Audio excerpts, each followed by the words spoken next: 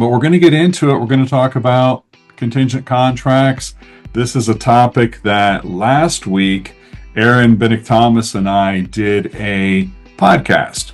We have a podcast called The Real Agents of Change, and we spent about a half hour covering this topic.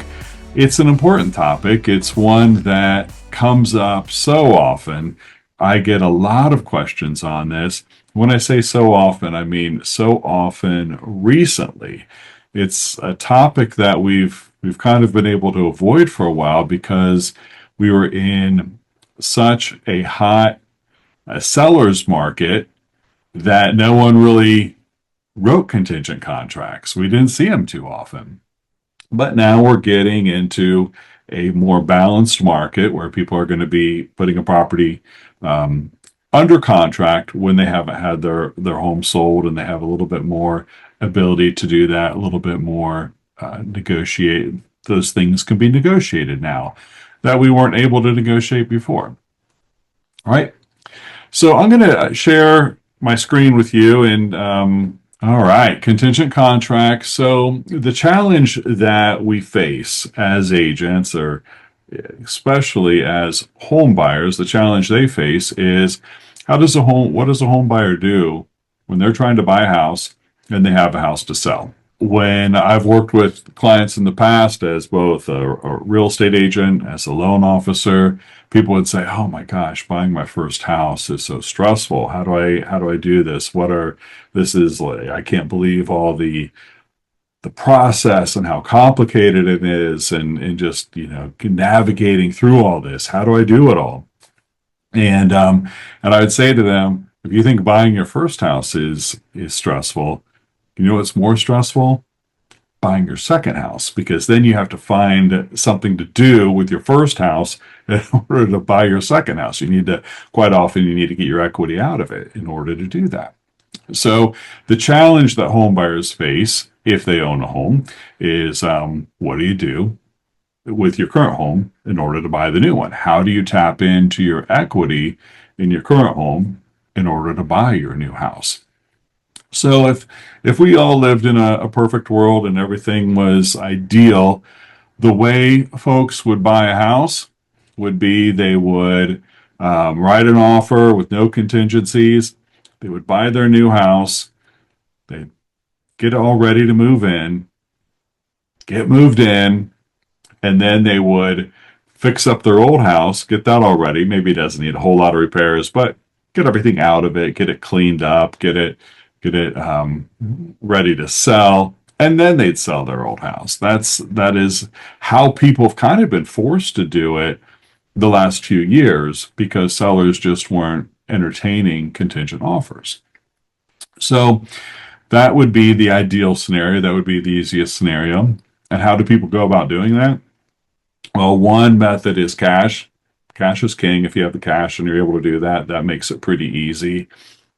Sometimes people use a home equity line, a home equity line or loan on their current home, or perhaps a cash out refinance on their current home in order to use those funds in order to buy their new home. Then they can just say they're a financed transaction or even a cash buyer if the line of credit is already in place. And what that means is they can buy the new house with no contingencies. That gives them a great position of strength to make their offer on their new house, especially if they're able to tap into enough equity to be a cash buyer. Another option is a bridge loan. I got some information from Marcy at Fairway this morning about bridge loans, and they have a great product. And, with that said, I want to take a moment to just point out we have some great in-house partners, trusted partners at Plum Tree. We have Fairway Home Mortgage, and we also have American Homeland Title. So we tend to not nag about using our in-house trusted partners, but every once in a while we want to just remind you that we have these great resources. So bridge loans, the way a bridge loan works is the buyer can finance up to 90% of their home's appraised value. They require a listing agreement, but the house doesn't have to be active on the MLS yet. So listing agreements required. Payments on the bridge loan are not included in the debt to income ratio for the new ones. So we all know how the lender's going to look at qualifying ratios. Some folks may have a challenge in qualifying for two mortgages. Well, if you use that bridge loan, it can pay off your existing mortgage. It can pay off. It can even pay off other debt. So let's say you have a car loan that has 2 years left on it, and you've paid it down for a while. The balance is lower, but the payment's still kind of high because it was amortized on the original higher balance.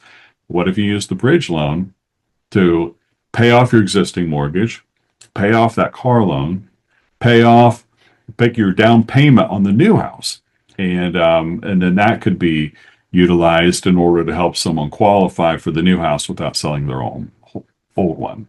So sometimes buyers will be like, "Oh wow, that's a new loan. There's closing costs associated with that new loan, and we really don't want to do that because we don't want those closing costs." Noted, yeah, the closing costs are great to avoid, but the thing you want to point out is if this puts you in a stronger position to buy the new house, could be worth doing. Could be worth having some closing cost in order to have more negotiating ability on the new one.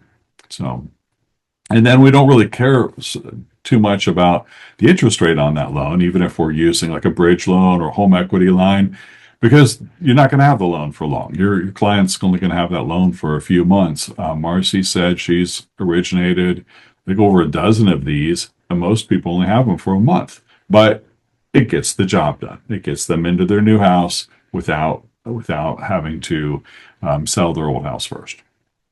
Financing. So let's say they have the money for the down payment. This is super simple. They have the money for the down payment on the new house without selling their house.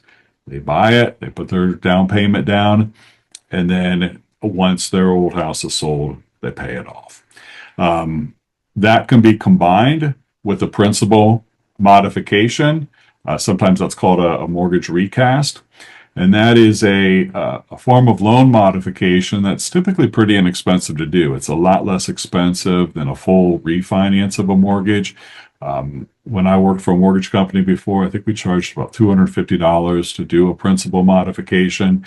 But what it means is once your old house sells, maybe you only put 10% down on your new house. The client only put 10% down. And then they sell their old house and they have a stack of cash. And they don't want this big mortgage payment forever. Well, they can pay down the principal, maybe drop the PMI if they only put 10% down. And you want to make sure you have them check, you have the client check, make sure they're checking the lender's rules on dropping PMI. Some PMI policies require you to keep it for at least 2 years. FHA, you keep PMI for the entire length of the loan. But for most conventional loans, you pay the balance down, that PMI can be dropped. So make sure they're looking at all those loan terms, but drop the PMI, pay down the balance, re-amortize the loan for, let's say, the 15 or 30-year term based upon that new lower balance. So can anyone chime in? Have you used any of these techniques before? Go ahead and unmute yourself. As far as have you used the principal modification before, or have you used the bridge loan before, or how to buy or use a home equity line in order to buy? Chime in at once. All right. We talked about the bridge loan sample. What are some other alternatives? Let's say they don't have the means to do the bridge loan, pay cash, finance the new house without selling the other house. what other options do we have before we go into a contingent contract? And I'll get into why I'm spending so much time talking about these alternatives and talking about these options. Um, I call it the wish list method. So let's say your client finds a house that they want to buy, find a house that they're interested in, and they're placing their house on the market, and they're taking a risk there, kind of rolling the dice. What if I'm finding houses I like, but what if I get a buyer on my house and I haven't found one? What if the house that I like goes under contract and sells, but my house hasn't sold yet?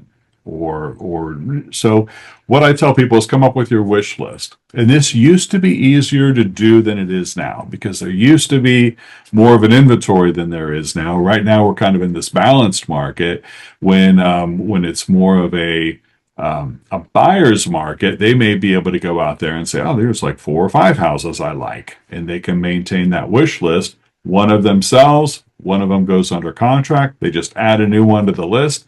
They have an active search process going on while they're waiting for their house to sell, or while they're waiting for their house to go under contract. So remember, I said this scenario is if we're in a more of a buyer's market, their house may take longer to sell. So that's an alternative is they can write an offer on once their home is under contract, that they have a list of houses that they like. Another option that kind of stinks is the double move. No one likes to do that. That can be just very inconvenient.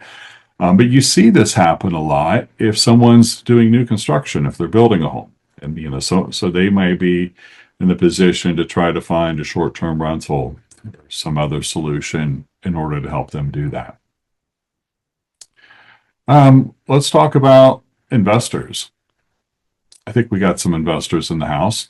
So that can be an option that Brandon looked up when I said that. We have investors in the house, but that can be a great alternative.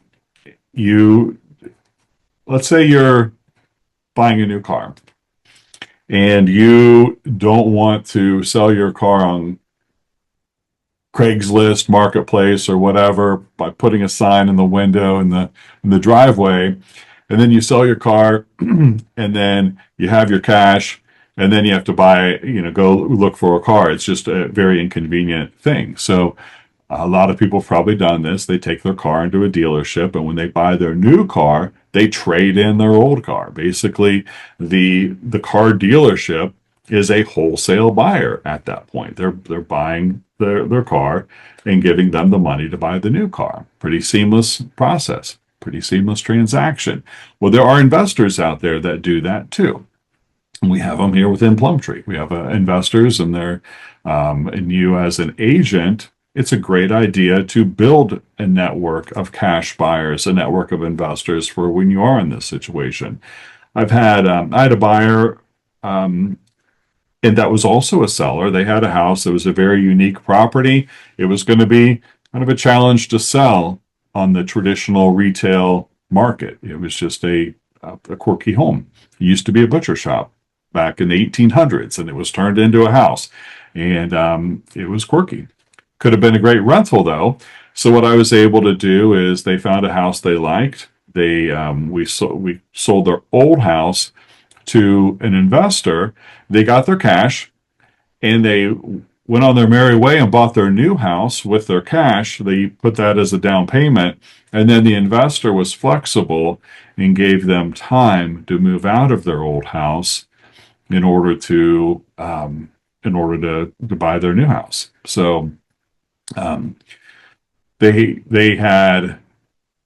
probably could have sold the house for a little bit more had they put it on the market by themselves, or not by themselves, but put it on the market traditionally, put it on the MLS and did a traditional listing, a traditional sale, as opposed to selling it to an investor. But they wanted the convenience of the transaction.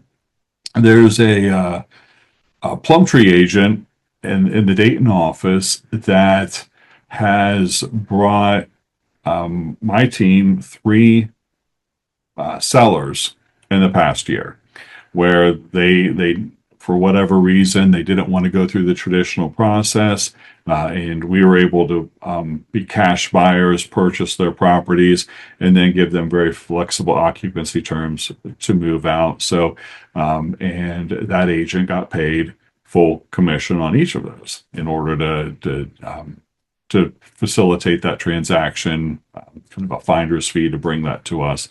So that, again, it's great to have that investor network so that you can facilitate those transactions and help your client out and make things go smoother.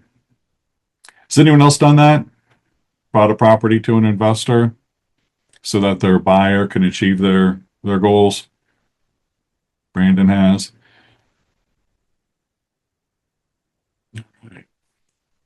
Right. One thing when we're writing when we have these buyers who are in these situations where they have a house to sell when they're buying, is we need to be super careful about occupancy when you're writing up the contract. Sometimes newer agents or agents that are just kind of excited to get something under contract, whether they have the listing, whether they're selling the house, they are in a situation where they maybe have their standard fill-ins on their contract. They have their standard, I just put 3 days after closing for occupancy, and I just put this many days for inspection. They have their default form language when they are filling out their contract, and they can kind of rush into a situation, put in their defaults, and then they could find themselves in a sticky situation if those defaults, if the 2 contracts don't align, if they have 2 things under contract, buyer and seller with the same party.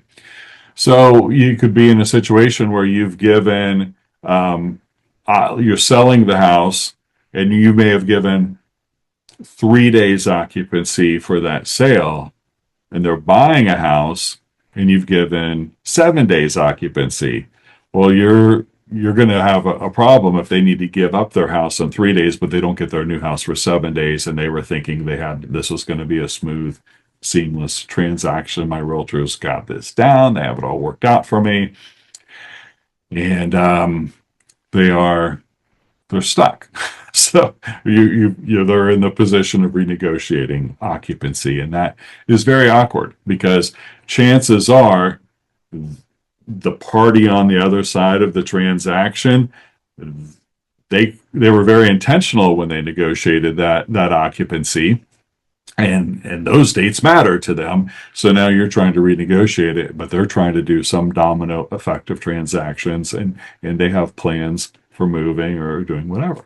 So let's get into the contingent contracts. And since I have been talking the whole time, and you're probably getting sick of hearing Scott talk for 20 minutes, I'm going to see if someone can give me, I know there's an example out there, because I had a call this morning from an agent asking about a contingent contract. I won't call her out, but if she would like to speak up, she said she has kids at home this morning and but would be listening in. But if she can maybe share her contingent scenario, or has anyone had a recent contingent contract scenario where their buyer is writing a contingent contract, and we can talk that through. God, I had one recently that we ended up working through that was pretty complicated. The deal didn't end up coming to fruition, but the negotiations on it were fantastic, and it solved a lot of concerns. So they wanted to sell, or they wanted to buy contingent on their home selling, but they made an agreement that they would give up their earnest money if a certain set of things did not happen in unison. One of them was that the house would be on the market within 3 days of us being under contract. And the next was that it would be under contract within 7 days. And that pretty much coincided with the inspection period. So I thought that was interesting, and they were willing to risk it if they missed either of those deadlines. Cool. Well, you hit on, it's almost like you listened to the podcast that we did together. I'm just kidding. You hit on a important point is earnest money and how earnest money can be, and that is something I wanted to get into.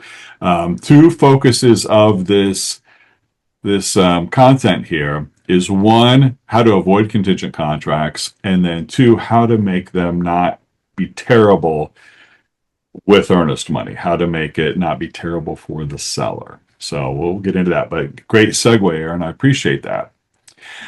So let's say we're just writing a generic contingent contract.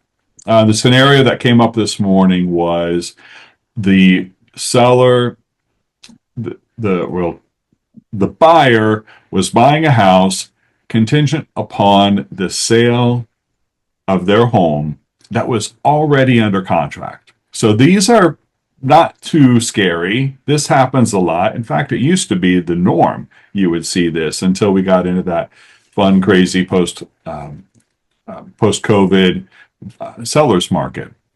But we used to see this a lot where you'd have your house under contract, you'd write an offer, and in the, let's say, for example, the Dayton Cincinnati contract, where you get into that additional conditions section towards the end of the contract, about 3/4 of the way through the contract, where you have some space to freeform, you would say something along the lines of, this purchase is contingent upon the sale or the successful closing of the purchase contract, and then you list the property. So you're indicating that it's already under contract and that it's contingent upon the successful sale for that that purchase contract that's already pending.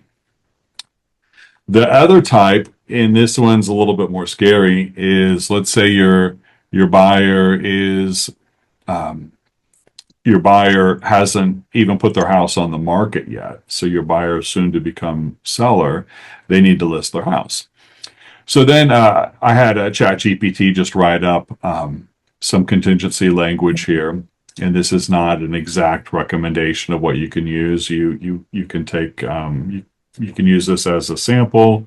Hopefully after this meeting, you'd realize, okay, I just don't want to do this. You would do it differently, but this is a standard contingency language if you have a buyer who has not put their house up for sale yet. And you'd say this agreement is contingent upon the buyer entering into a written contract for the sale of the buyer's property located at buyer's old house address and closing that transaction on or before a certain date. Seller may continue to market the property subject to MLS rules. So most MLSs are going to require you update the status on that once you have this contract. They're going to require you update the status to pending, showing for backup, or different MLSs will even state that there is a contingency on there. But you'll need to update the status on the MLS according to the rules. If the seller accepts another contract, the seller shall give the buyer so many hours written notice to remove this contingency by written waiver and proof of funds, or this agreement shall terminate and the earnest money shall be returned to the buyer. So what does everyone think of this? Has anyone written one like this before? Yeah, Robert? Scott, how are you doing today? Good. Good. Hey, yeah, to me, that's kind of what I always thought of as contingent escape, that the seller could continue to market the property. They could continue to market the property, and we give the buyers, according to the contract language, X amount of days, and if they don't get their property in contract, then we receive another contract. Then we give them so many days, 5 days, 3 days, 10 days, whatever it is. Hey, you got this many days to make good on your purchase agreement, and if you can't, we're going to go ahead and accept this other offer. Right. Can anyone? So is that what the MLS considers a contingent escape, like the escape clause for the seller? Different. Are you in Columbus? Yes. Okay. I do believe I've seen that in Columbus MLS. When I said some MLSs have contingent as a specific pending or specific listing status. That's what Columbus was coming to mind, because I think they're very specific about it. Dayton, we say contingent, show for backup. Cincinnati has something very similar to that. So, yeah. So, what are the pitfalls with this type of arrangement, this type of contract? Well, for the buyer, the property's continuing to be on the market, and for the buyer, they are under the gun to sell, or they may lose the deal. Right.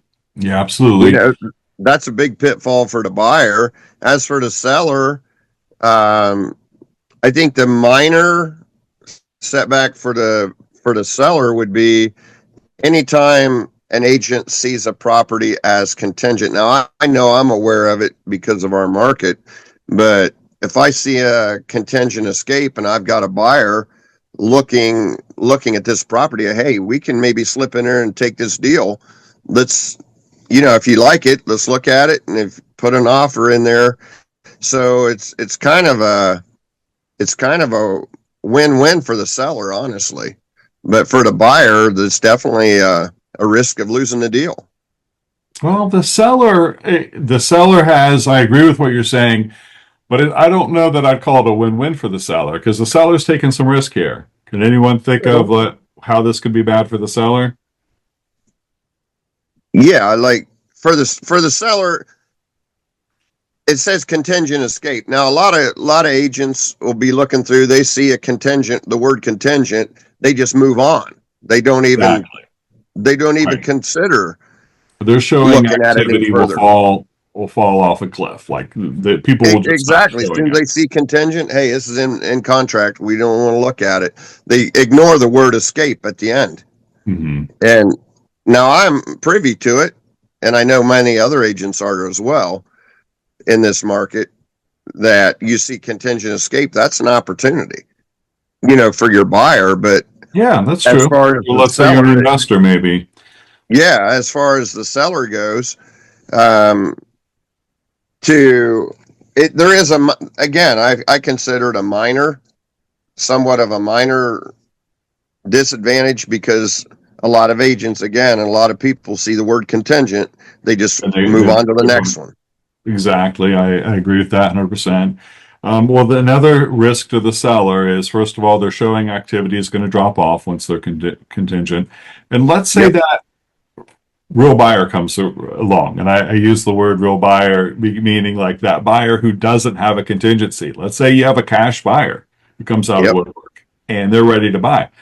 You now need to make that cash buyer wait for a response, while this non-qualified buyer, because they don't qualify under their current situation, they have a pretty big contingency. They got to get their house on the market, sold, under contract before they can buy anything. So now you're making the real buyer wait maybe 72 hours to find out if the person who's trying to get their act together, and all that's to make the point of, it's a scary thing. It's a scary situation, like Robert pointed out, for the buyer, because they could be moving along, doing inspections, putting down earnest money, getting an appraisal, all that stuff, getting their finance going, their contingent financing going. And then they could find out, oh, another buyer came in and I can't remove this contingency. Well, now what do I do? So they could lose out on a house that they've been working on. Risk for the seller is that another buyer, a better buyer, could come along, and then they're stuck with this buyer that's working through their contingency. So these are ugly. They can be ugly on both sides. So that's why we go back to other tools, techniques to maybe avoid this, or maybe a way to make it a little bit better is to get the buyer some skin in the game. Let's say if you have a buyer, because some of these contingency contracts say the time frame of the contract won't start until their house is under contract, meaning no earnest money, no inspections, no appraisal. So the buyer's not putting any money into this. The seller is taking all the risk because they've taken their house off the market. So I wrote here in the notes, disadvantage to the seller is is taking all the risk. The buyer has no skin in the game. So let's go back to Aaron's comment. When the buyer is asking the seller to take their property off the market while the buyer sells their own home, the seller is taking the risk. One way to balance out the risk is to make the earnest money deposit non-refundable under certain conditions so that the buyer has a real commitment. Has anyone used earnest money defaulting to the seller as a way to make a seller go along with a contingent offer? Has anyone done that before? Aaron just did, but he's not raising his hand. Yeah, he's nodding though. So, Well, I think that's a great way to do it. But I think we talked about that a couple weeks ago. I think you have one of these in the last few weeks where we talked about this? I did. Okay, that's right. It was, yeah. Karen, we talked about that. It was about 2 weeks ago, right? Mm-hmm. Still in there. Still hanging in there. Okay. All right. Yeah, so the reason I like to use, and I think those conversations was part of what, because your conversation, one came up this morning. We've been getting so many more about these contingencies. I wanted to cover it. And so here's how I used earnest money once. I had a buyer who was moving from a very hot market. They had a house to sell in Metro DC. And he worked for the government. He was moving here and he wanted to buy a house. And he didn't want to have the stigma and disadvantage of the contingent offer, and he wanted to make it strong for his offer as strong as possible when we presented it to the seller, the house he wanted. So what we did was we wrote in there that after we're done with inspections, we gave we had a 7-day inspection window. After 7 days, the earnest money will default to the seller if the buyer is not able to perform on the contract. And we made it a pretty solid earnest money amount. It was $2,500. So that way the seller is getting some compensation for taking their property off the market. Yep. What we also did was we had the realtor in Virginia where they were selling their house, I think it was in Arlington, provide stats as to how quickly homes are selling in their area. So we went in with our offer. We said we have this non-refundable earnest money, or non-refundable, I shouldn't say that, refundable automatically to the seller after we're through inspections. And we have this data showing that their house is going to sell really quick. And the seller was like, cool, we're good with it. And everything went through smoothly. Everyone closed. Everyone was happy. And they ended up coming back and selling that house years later. So, but that's an example of how earnest money can be used to kind of sweeten the pot, make it appeal to a seller, give the buyer some skin in the game.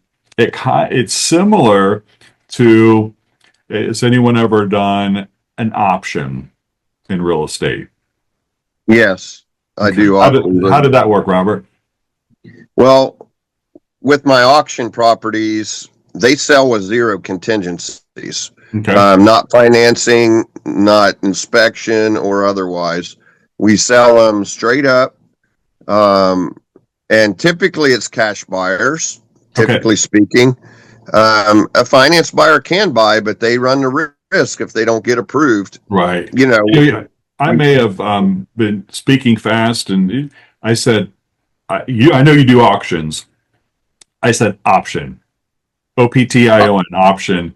Options. Option. Yeah, option is a type of contract that's used more often in commercial. So let's say if I want to build a store, some type of store, and I want to build it at this corner across the street from the office here. I would need to, first of all, find out, will that land allow me to do it? Will I get the zoning approval? There's a whole lot of stuff that needs to fall into place in order to buy this land. So I will use a commercial option to buy, meaning I'll give, let's say, a $5,000 option fee. The seller will take that option fee for me to do my planning and decision to see if this property will work for me. If I end up buying it, and the option will have a strike price. So let's say I'm going to buy that lot for $300,000. So that's the strike price, and then it'll have a time frame. I have 6 months to figure this out and buy the lot within 6 months at the strike price of $300,000. And for that option, I'm paying the seller a $5,000 option fee. So if I buy the property, that $5,000 will be deposited. That'll be an earnest money deposit that will go towards the purchase of the property. If I don't buy the property, then that money the seller keeps that option fee. Sometimes you see this with someone renting. You've heard of rent with the option to buy. That doesn't just mean they have the choice to buy. They have there could be an option agreement built into that lease. Maybe they paid $1,000 up front for that option to buy it at the end of the lease. So they're renting a house and avoiding a double move because they know what they can buy that house for at the end of the term. They're not just counting on the landlord being willing to sell it to them and maybe changing the price. And the landlord's not just renting it out hoping maybe they'll buy it. They have skin in the game. They have their option fee paid. So that's how an option works. You even hear about options on I could go on to a brokerage account and have the option to buy a stock at a strike price by a certain day.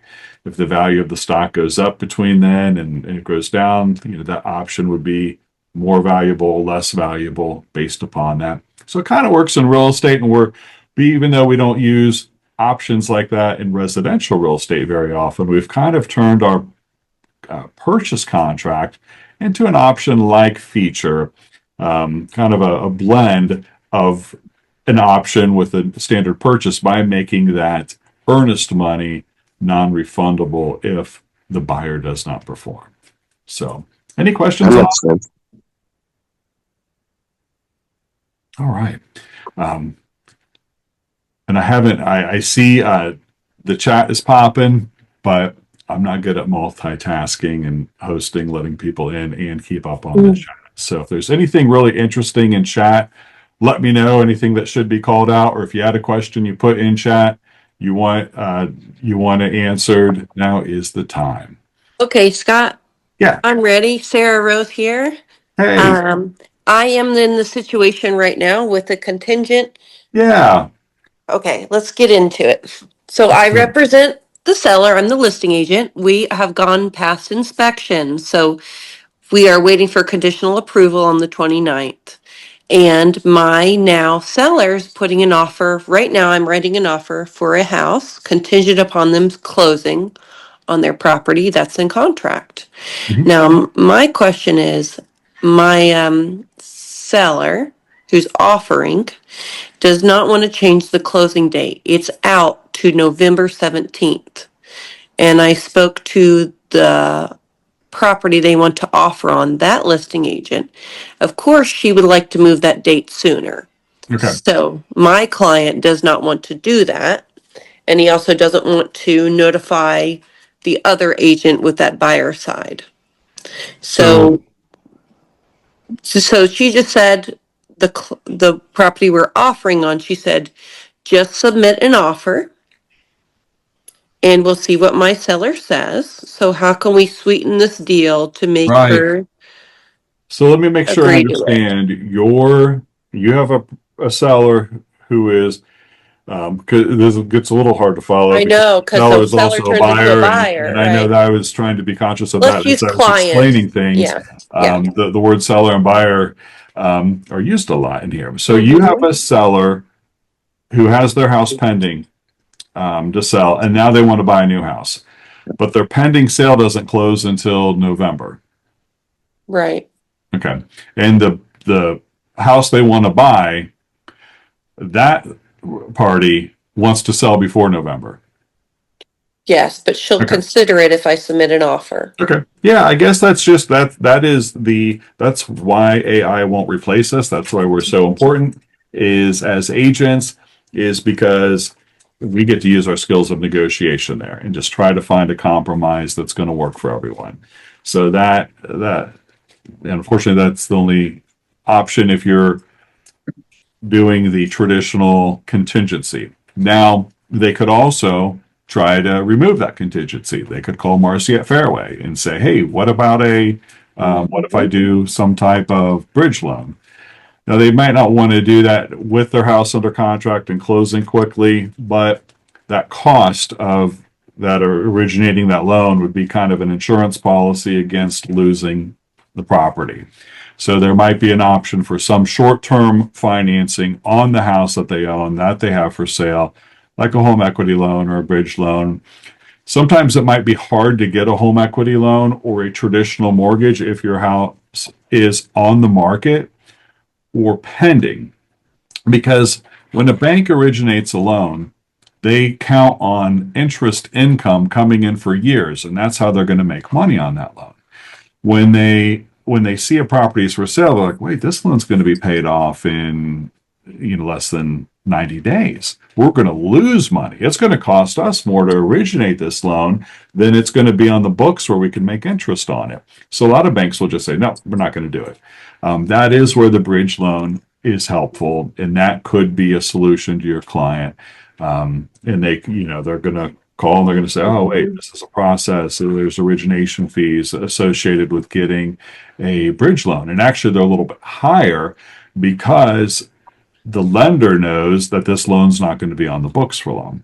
But that could allow them to facilitate this transaction. So option one, just make it contingent, like we talked about this morning. I sent you the language to write. I used that as a sample earlier today on this BAM session.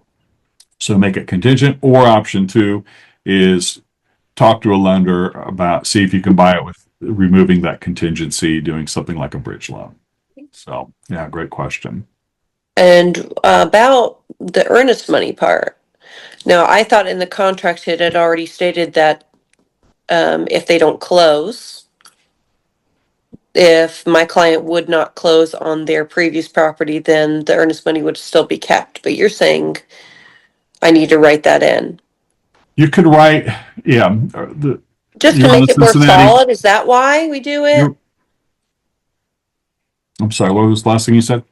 Just to make it more solid to offer to the Correct. offerer. The language, Hey, what I listen, was saying about earnest money is not a default language into the contract. That is something that you would make a condition to your contract. So Sarah's using the Cincinnati contract.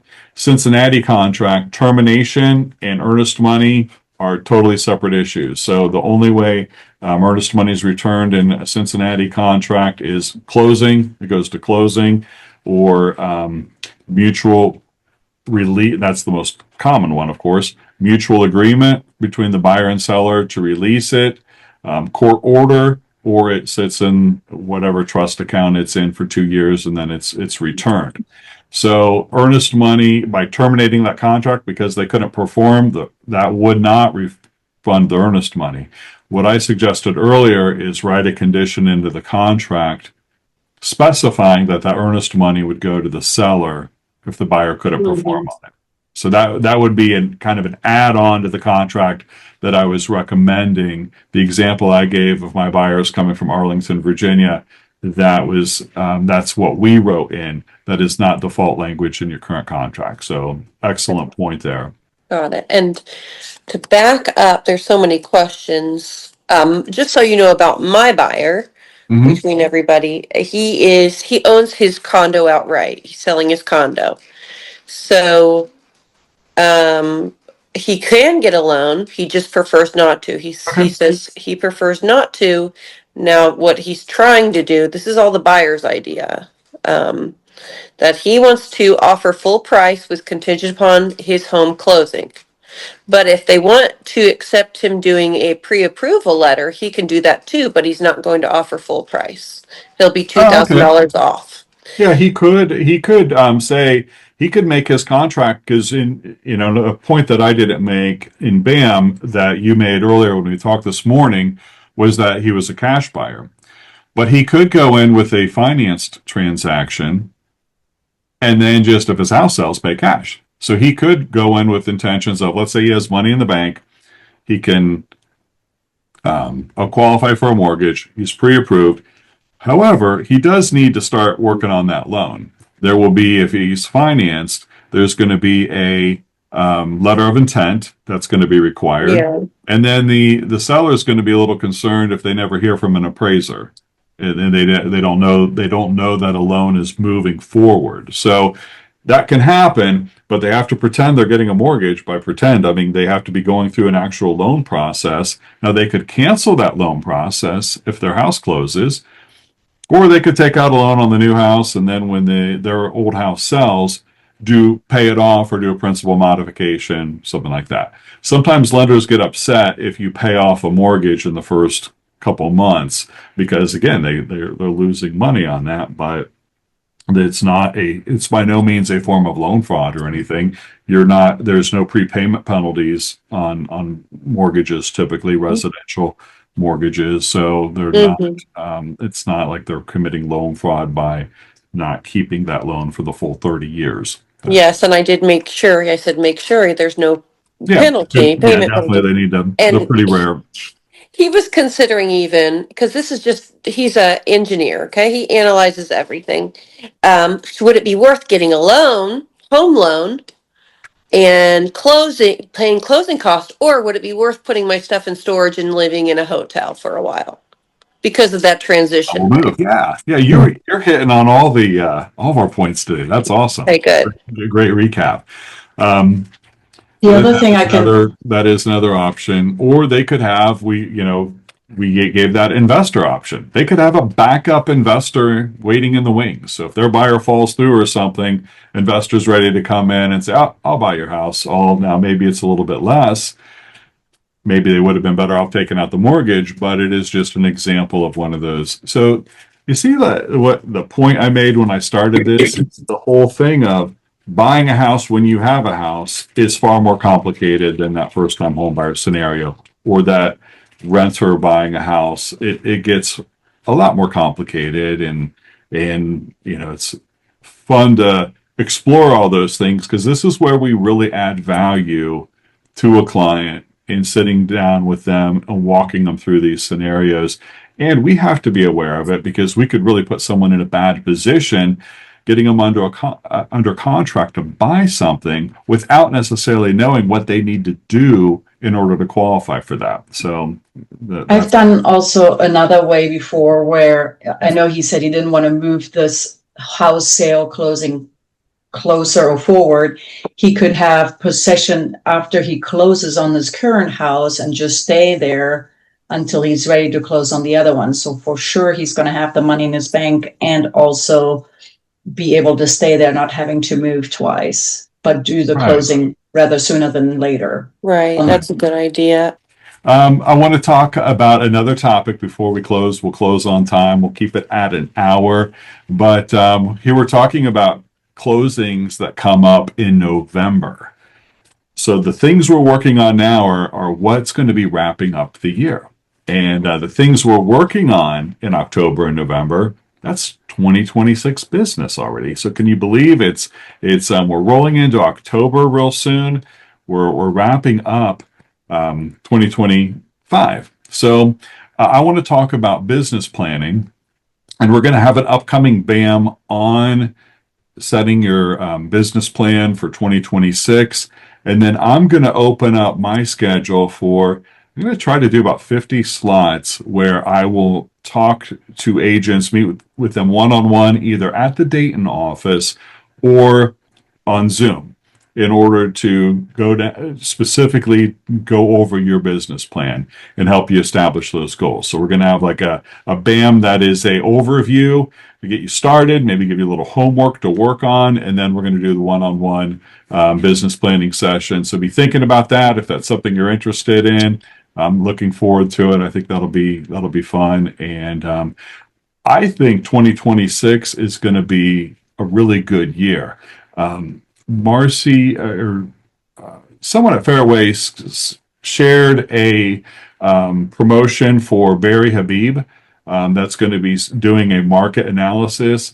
I was in the mortgage business 20 some years ago, and I was following Barry Habib. So he's been around forever. He is the guru on what's going on with the rates. I mean, this guy's literally talking to the experts at Fannie Mae and Freddie Mac. He knows what's happening. It's not just someone kind of like, speculating, but he knows. Of course, we're all any forecast, anything is an estimation. But he has a very educated forecast, a very educated estimate on what's going on with interest rates, and we're hearing that we could start seeing some interest rates go down this year, and then even more so into 2026. There's a lot of pent up demand out there. The level of transactions going on now is at near historic lows. So we may feel like, okay, we're keeping kind of busy, but there could be a floodgate opening up next year. So be prepared for it. I'm optimistic about it. I'm excited about it. I'm on my team putting things into place. How do we best utilize that? So I want each individual to be able to make the best use of that and accomplish their business goals. And let's start thinking ahead. Let's use this time where it's maybe a little slower than what's traditionally going on to sharpen our skills and get ready for next year. Any closing remarks that anyone has? All right. Well, thank you all. Have a great week. As Chris would say, go sell houses now.